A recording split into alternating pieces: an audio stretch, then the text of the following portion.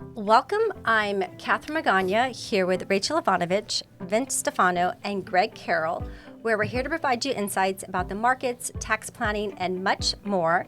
Today is March 19th, and here we are. We still have the Iran war. We have turmoil in the oil markets. We have the PPI came in a little bit higher than expected, and the markets have been fluctuating. So there's been a lot of fluctuating, noise. That's That's a good word. A lot of noise, but I guess the positive thing so far for March is it's March Madness. So, as we were just talking about. Perfect. Perfect. I guess that is March Madness. It is. For the audience, what is PPI? Okay, so the PPI is the Producer Price Index, and that actually came in higher than expected. It came in 0.7% higher, and the expectation was 0.3. And so on a 12-month basis right now, it's at 3.4%.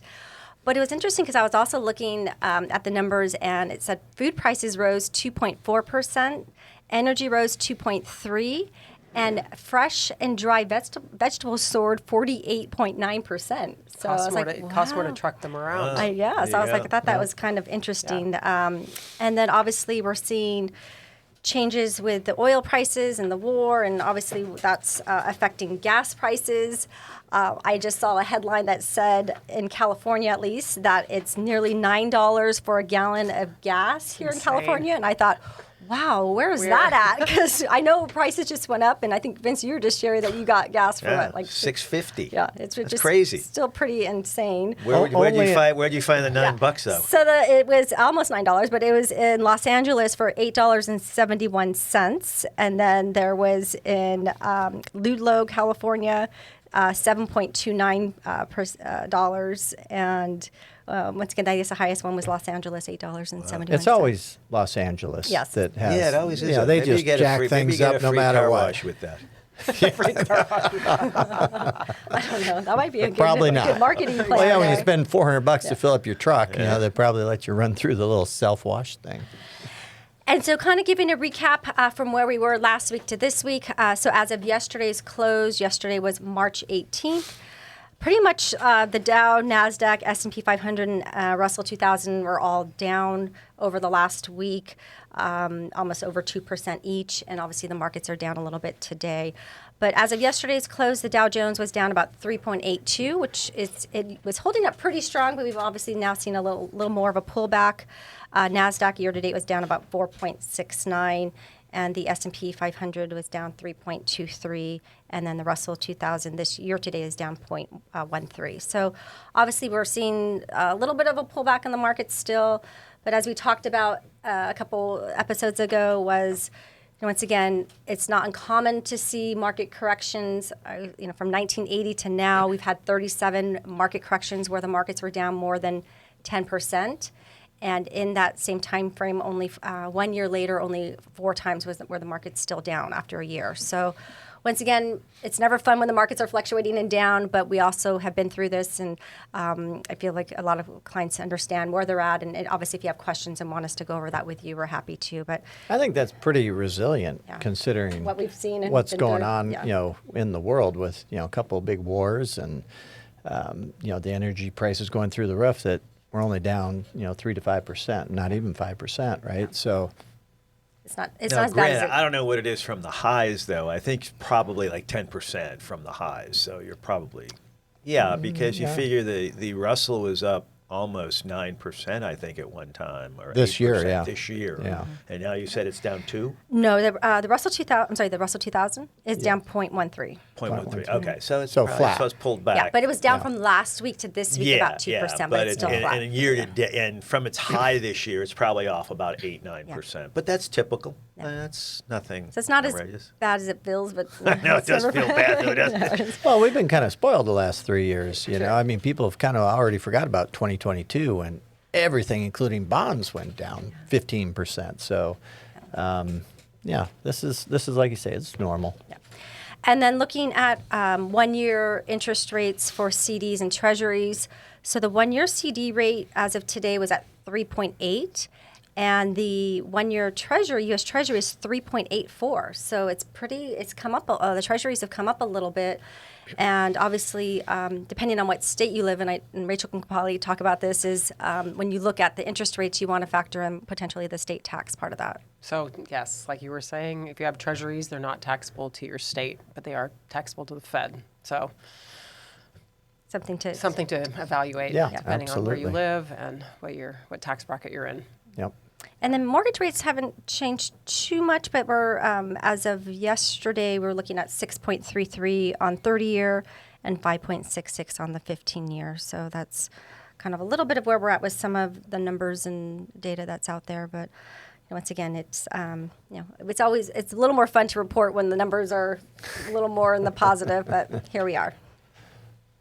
So I'll talk about taxes since there was a little place for me to jump in there. Let's do it. So 27 more days to go in this year's tax season. We just finished the corporate tax deadline. So for those of you who are still waiting for your Schedule K-1s to come out so you can file your returns, those hopefully will be out any day now because those should have been issued with the tax returns that were due on Monday.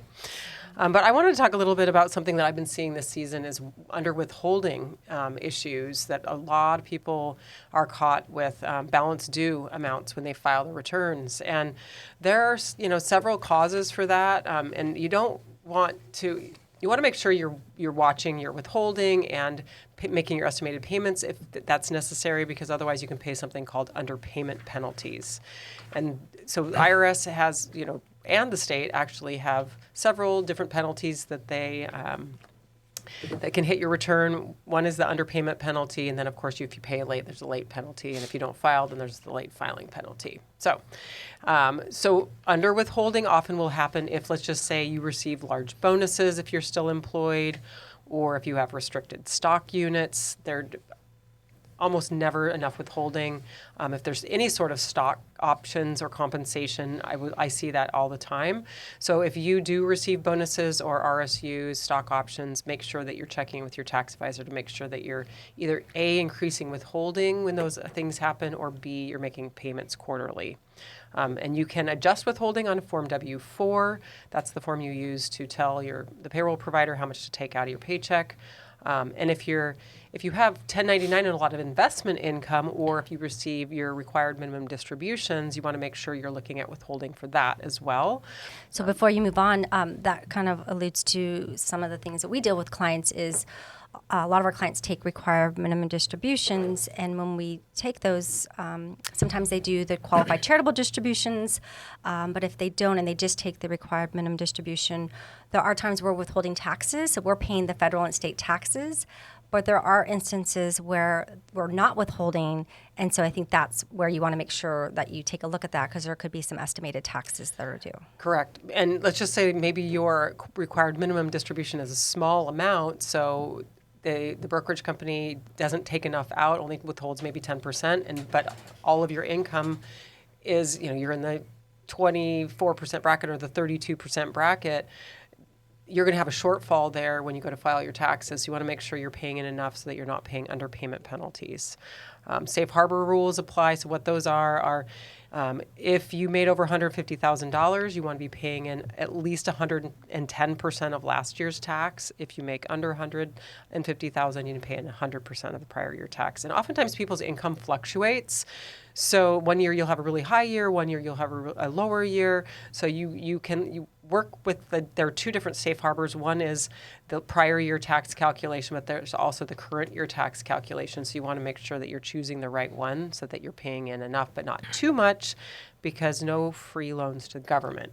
But let's talk about one other thing that I just was going to is Roth conversions, because in some years when you have a lower than expected income year, or maybe you have a temporary dip in income, maybe you decide to change jobs and you don't have that huge salary, this is a huge opportunity for tax planning, and you can look at, okay, how much do I have in IRA accounts?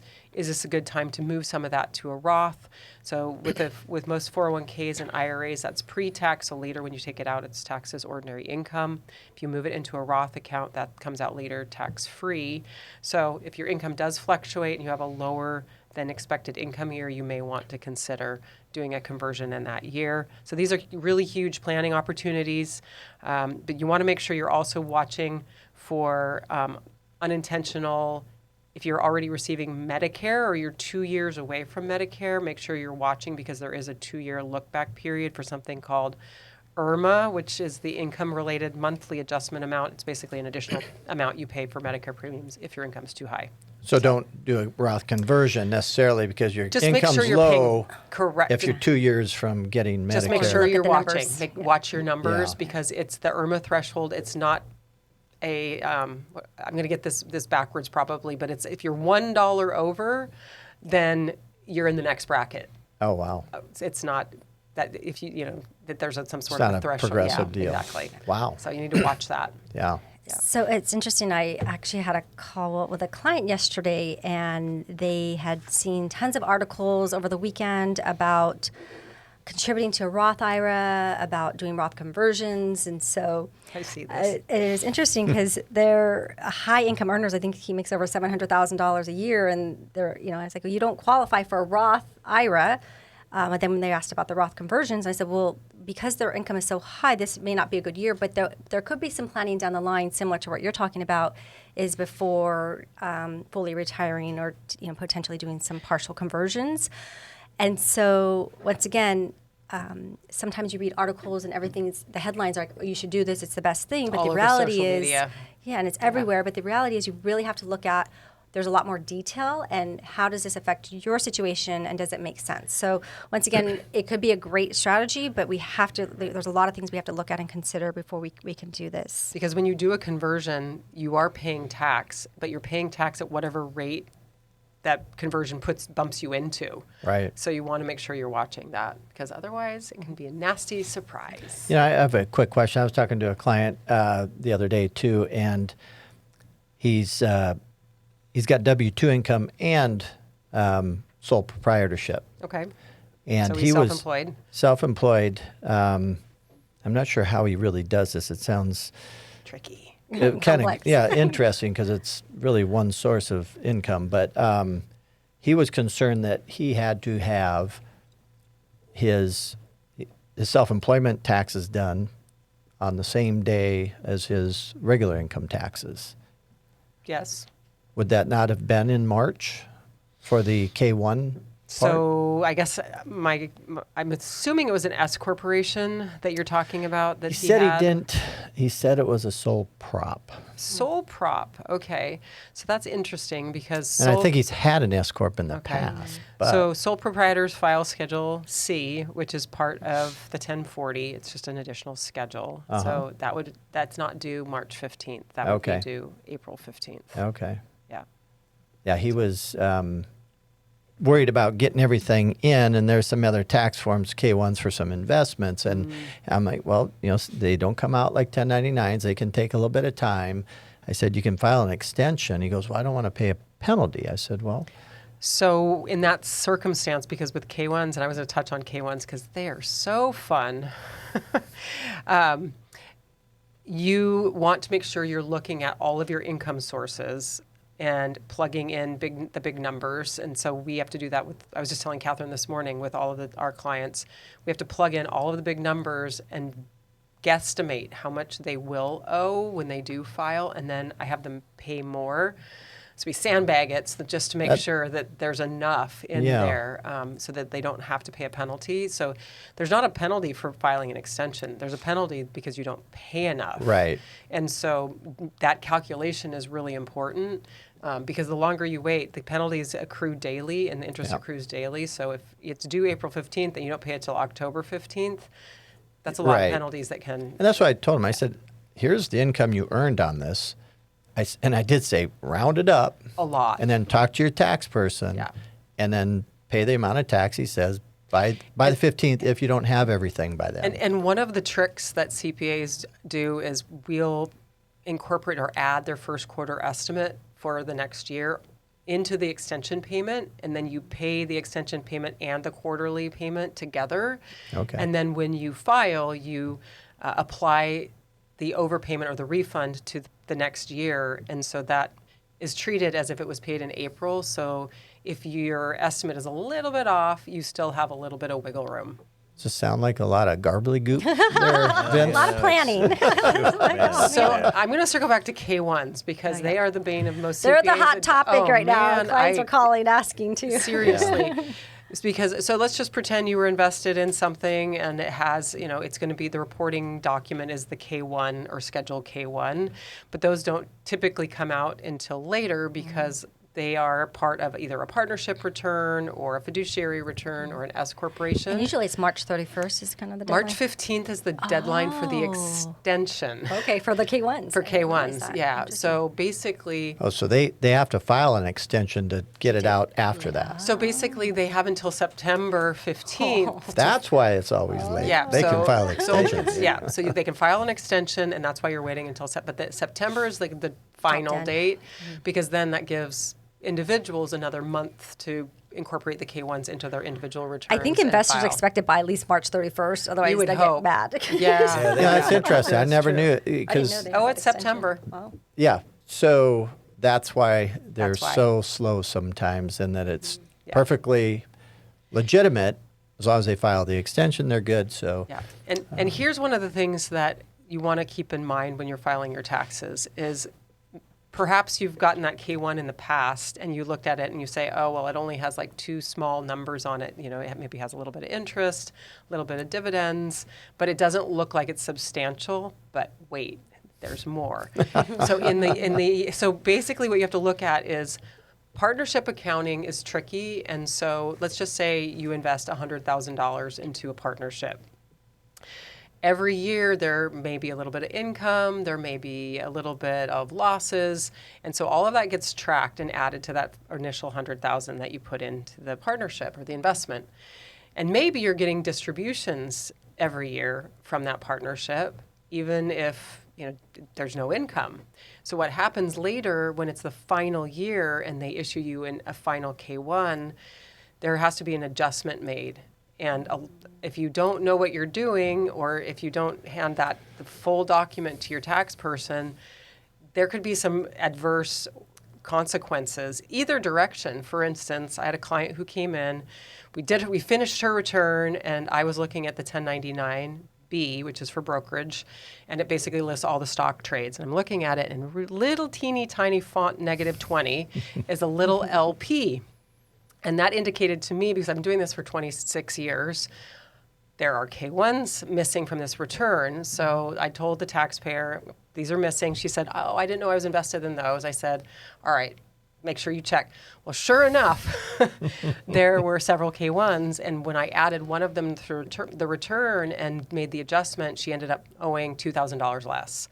So I'm glad that we checked, because sometimes it's the it can opposite. go either way. Yeah. So you want to make sure. And what happens is, I've talked about love notes from the IRS before. You don't want them. So make sure you're including everything when you file. So. All right, a lot of tax stuff.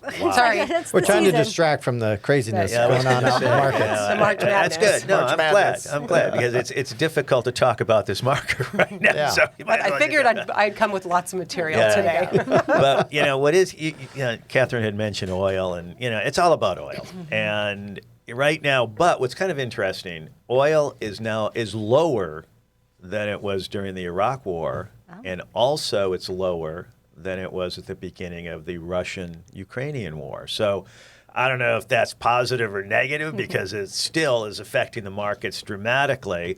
And again, rising energy costs can have a big hurt on possible consumer slowdown. But what I found interesting was I was reading an article in the Journal that homeowners this year are ramping up renovations on their house. I guess, they can't sell, they can't move, so they're going to renovate. And they're thinking, the estimates are anywhere between $550 and $560 billion in renovation costs this year. So I'm not saying go out and buy home improvement stocks. All I'm saying is, I'm not saying that at all. I'm just saying it's kind of interesting that if there's going to be a consumer slowdown, people would rather put money into their houses than buy a new outfit. But it's interesting you say that because it's not uncommon as we're doing plans and projections. Like people, there's a Huge lot renovations of lately. A part of the budgets have been I want this, I want the kitchen, Like bathroom in big model. numbers too, like a But then the other 200,000. thing, I guess, from a it's not tax cheap to do situation, that. Yeah. from a Good tax kitchen. situation, I guess if you do the renovation, you could borrow against your house, and don't you get a tax write-off on that? In some circumstances. Okay. Well, anyway, you get some kind of favorable. Okay. Anyway, did the HELOC. getting to the market right now. Don't go out of your lane. I'm not. Vince. That's why I asked. I did ask that question. But again, it's all about oil and the Depends. impact and the impact of oil on inflation and its uncertainty. And right now we saw earlier this week, Monday and Tuesday, we saw a counter trend rally where oil prices came down a bit, but then headline risk and event risk took over and it wiped out the counter trend rally. I actually was interesting. I had lunch with some clients yesterday, and they were one of their the biggest question they had was, when am I going to deploy some of the cash I have in the portfolio? And as I mentioned to them, right now it's very difficult because I feel like it's like catching a falling sword. I know this war is going to end, but I don't know when. And the problem is it's going down, the market's going down because of a war. It's not going down because of increased market valuations where you can kind of see through that and say, okay, now we're at a more favorable valuation period. We can start buying this dip. I just don't know how long this is going to end. So I did say, and I think for anyone out there who's looking at the markets and wants to begin investing in some of the stocks that have, sold off considerably, number one, you really need to begin to see some kind of negotiation between the parties.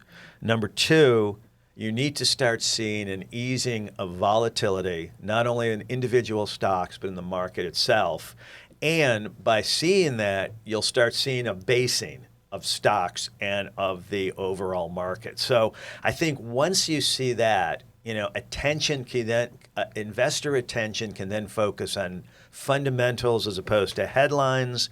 And once that happens, you're going to see the big institutional investors come in and they're going to look for liquidity, they're going to look for growth, and they're going to look performance. And they're going to go right to where they went in April of last year, and it's going to be the bigger technology names. So again, keep your powder dry right now because, again, it's very difficult to try to figure out if today's a good buy or not. But I would begin to look at when this thing may end, and when it does, make sure you have enough cash to buy some of these names that have sold off very considerably. Yeah, I think that it could end quickly with a headline news, a tweet, something from the administration that could really, change things quickly. And I think at this point the market can rebound quite sharply.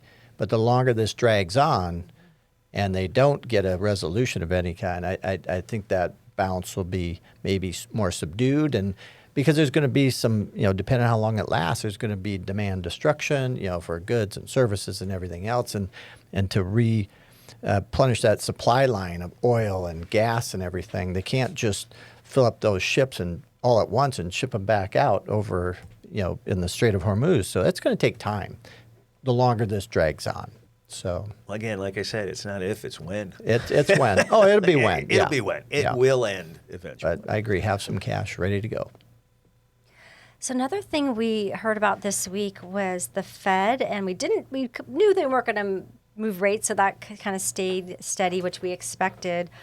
But I was looking at the kind of probability of some rate changes for the next meeting, which is in April. The probability of no change is about almost 94%. But for the first time in a while, I actually saw a 6.2% hike change, so coming for April. Wow. And then also I was looking at there was a 5% chance of a cut in June. And then the probability for one rate cut this year by December moved from 95% down to 39%. So it's looking as if potentially some of the, we originally thought it was 2, then 1, but maybe there may not even be a rate cut this year. So only the 1 month had a probability of a hike? So month to month, the FOMC, which is the Federal Open Market Committee probability chart, I look at that weekly. Mm-hmm. And yes, this morning it has a 6.2% of a hike at the next meeting. Just at the next meeting, Next but meeting. after Which would be that, April. Correct, April which makes 29th. sense. Is that correct. Powell's last meeting? Yes, it is. But it Well, also maybe. But it Last also meeting. makes sense because of what's going on with the inflationary pressures. Oh, totally. They coming could, out yeah, there, they, so, I could understand that. yeah. No, I agree. That's why I'm surprised it's only the 1 month. No, Yeah. but the probability of there was a probability of having one cut this year at 95%, and that is now down to 39%. So I think there's definitely a shift, especially with Lot some of the numbers question marks out there. that's going on. And then I did take a look at the fear and greed I index. was just going to ask So that. We're all on the same page. Waiting Where for are it. we? You took my thunder. Okay, we have fear, extreme fear. Extreme fear. So we Extreme fear. came Where are we? in at 16. So last that week, cash ready. yeah, last Oh, week it was we were in the 20s, so or 23 to 25. So this week 16. So definitely can. And it's been the slow since last April as we've had some extreme fear, or Oh, I'm am I wrong? sure. on that? I'd have to go back and look. I'm Yeah. positive. I think last Steve year, said some yeah. numbers that were lower I than that. guarantee So you, last April during that tariff crisis, Oh, yeah. yeah, I'm sure it got down to 15, 16 easily. yeah. But right. you were right. Get the cash ready. Get the cash ready. When you see them that low, it's Go dig it out of the mattress. that's right. Get ready to put it to work. There you go. Well, we covered a lot of ground today. If you have any questions, please reach out to us. And we want to thank you for joining us. Until next week, have a great day and happy investing. Thanks. Please stay tuned for important disclosures. The opinions expressed in this program are for general informational purposes only and are not intended to provide specific advice or recommendations for any individual or on any specific security. It is only intended to provide education about the financial industry. To determine which investments may be appropriate for you, consult your financial advisor prior to investing. Any past performance discussed during this program is no guarantee of future results. Any indices referenced for comparison are unmanaged and cannot be invested into directly. As always, please remember investing involves risk and possible loss of principal capital. Please seek advice from a licensed professional. WWM Financial is a registered investment advisor with the SEC.